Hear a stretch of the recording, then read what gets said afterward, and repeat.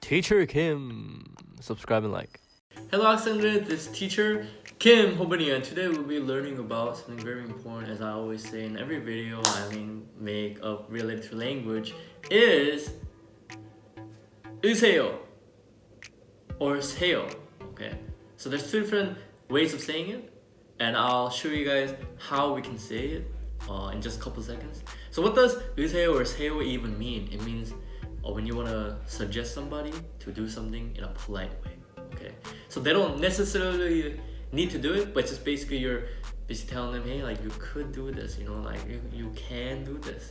So it's not as oppressive or forceful at all. So it's a very polite way. Okay, so a lot of Koreans use this all the time. Okay, so one of the examples is that in Korean K-pop dramas, if it's something like very serious K-pop drama, and let's say there's this like really wealthy like a family, and then like the guys from the really wealthy family, as well as all the K-pop dramas, and the girls always like of course very poor, and then the girl gets invited by like the really rich families like home without letting the boyfriend know, and then the girl like walks into the really wealthy like mansion that the boyfriend actually lives, and then the maid comes out, and then maid will be like, hey, so this is the poor girlfriend who loves the boyfriend, and then so just the girlfriend knocks, it's like, oh, like 안녕하세요, and then the maid will be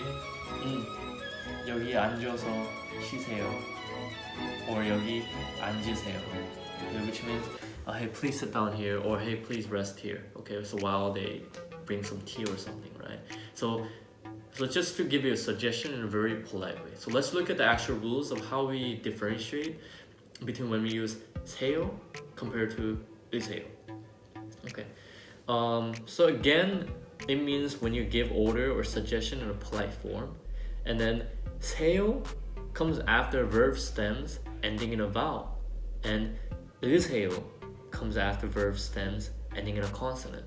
So what do I mean by stems and endings? If you haven't looked at my other videos, just to do a quick review, all the Korean verbs and adjectives end with da, that's in a pure format, but when we speak, we always convert it in different ways depending on what the situation and the predicate is. Okay, so the stem basically is, let's say, if you were to say 살다, which is to live, 살 would be the stem, and 다 is the ending.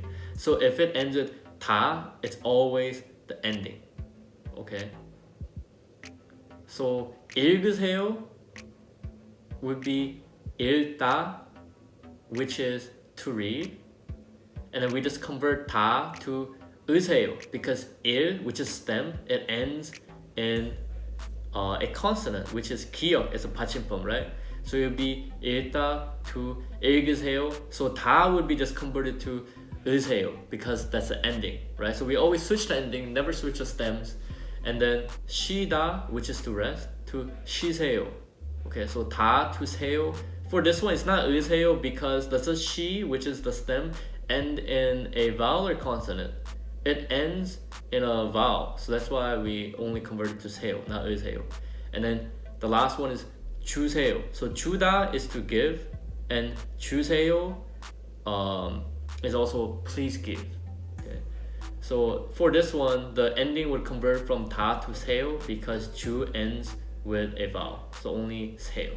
Okay, so we learned about how to give suggestion politely to someone in Korean, and we can always use it when you meet for the first time, and when you invite somebody to your house, and you can say, 여기 앉으세요, 여기서 쉬세요, 이거 차 드실래요, or 차 마실래요, which is to drink water, 아니면 이 과자 먹으실래요. We learned about how to give us suggestions, and you can always use this when you invite other Koreans to your place, and 여기 앉으세요, 여기 쉬세요, 이거 드세요, 이거 먹으세요, to make them more comfortable and more fitting into the house, right? Okay.